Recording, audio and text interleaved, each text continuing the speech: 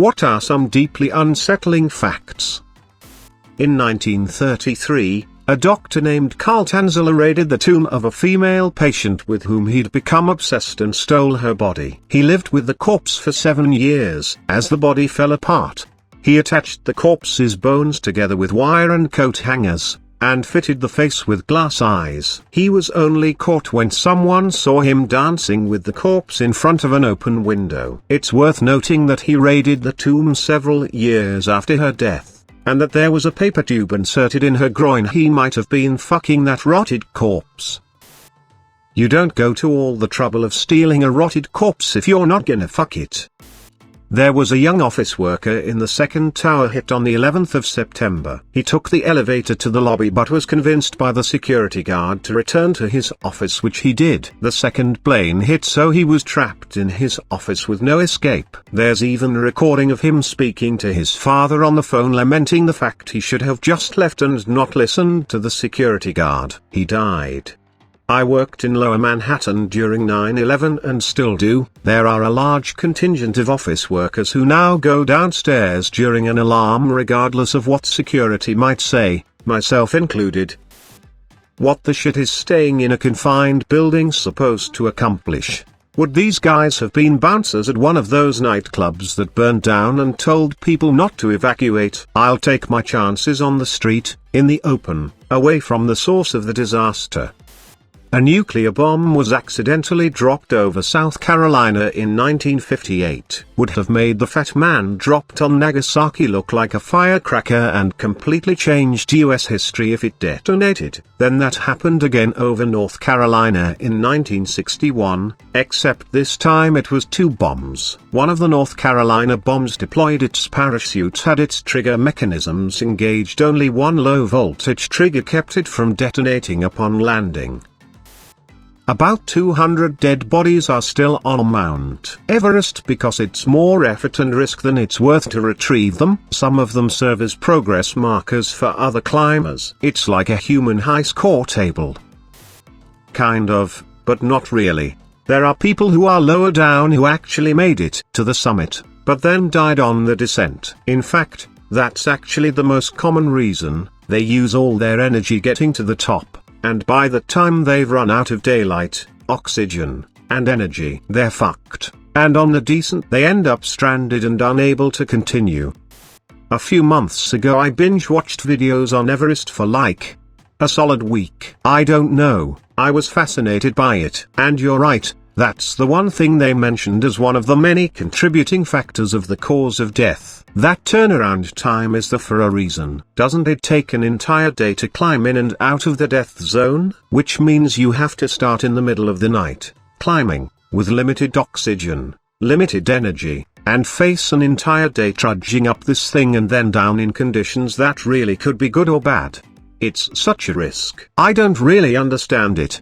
Isn't the Hillary step gone now? Edit. I think by the time you choose to climb Mount Everest and have spent the money and are on your way to Nepal, your chances of dying have just increased drastically without you even thinking about it. You've thought about it but you put it out of your mind because you didn't go there to die, and it's not going to happen. That's your logic there, I think. People figure, I've spent all this money, come all this way, spent all this time, months, in fact, acclimating my body to the air and the cold, shaving 1 or 2 hours off the turnaround time won't make a difference. The summit is right there. But when I get to the summit, I want to spend 20 minutes to a half hour or more to get my 360-degree view in and pictures, and video, and praying that is if I can get past this bottleneck of 2 to 3 digit amounts of people who are thinking the exact same thing. It's just like logic goes out the window, flies out of your city, out of your country, over to Nepal or Tibet, and freezes on your dead body at 29,000+ feet. It's mind-bogglingly fascinating and sad. Did you ever read Into Thin Air? No Everest binge is complete without it. You could have contracted rabies 6 years ago and you might not even know about it until December 2018. And by then it will be too late. CJV Human Mad Cow Disease, from eating contaminated meat doesn't show symptoms for decades. I am in this group of US citizens that cannot donate blood because I live in the UK in the 80s. There is no test to confirm if you are infected. I guess one day, you'll just slowly start to lose your mind and there's nothing anyone can do about it. Frown.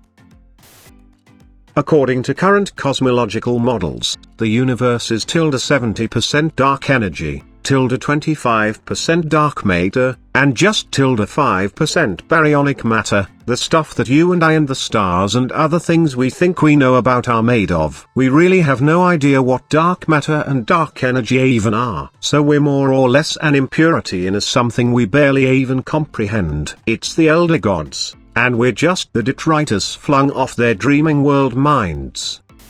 The crew of the doomed Space Shuttle Challenger didn't die instantly but likely were alive and aware of everything up until the crew capsule hit the water at 207 miles per hour.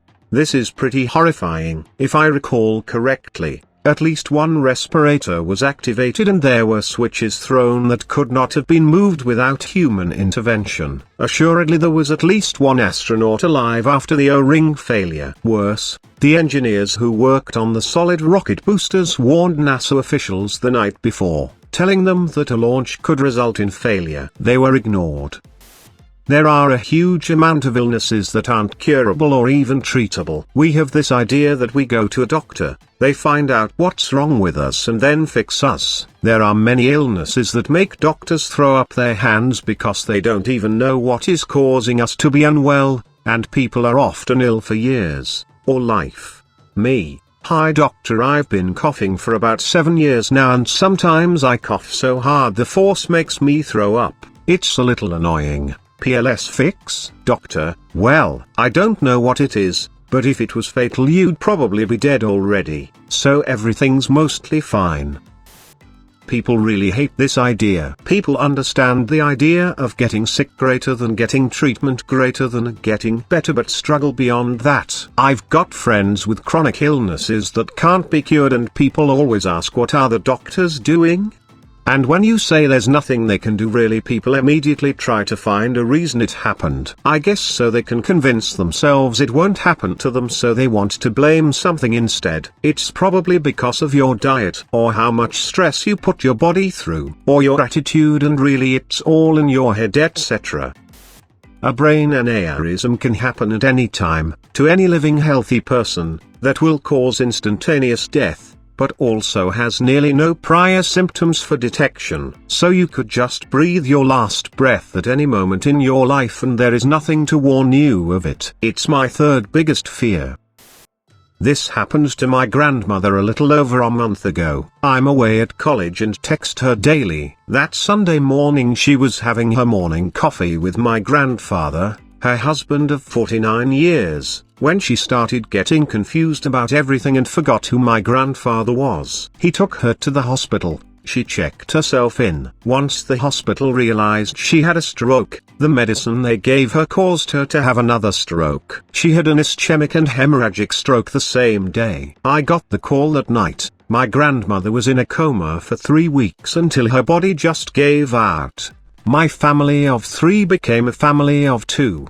Please, if you are close to a family member, cherish every moment. Take stupid pictures of them, with them. Keep old voicemails. Besides a few personal belongings, that's all I have left of her. If you read all of this, thank you.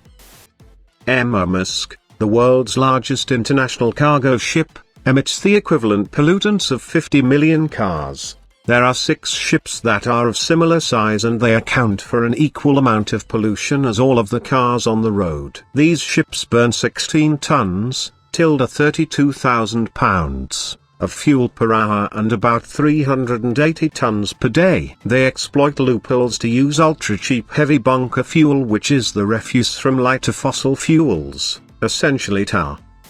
In Japan, most phone cameras make shutter sounds even when in silent mode to prevent upskirt pictures being taken without consent. The fact that this was enough of an issue that it needed to be taken such actions against is insane. From what I recall, South Korea was the same way when I lived there a few years back. Asked my friends how to turn off the annoying shutter sound and they seemed shocked that was even an option in other countries.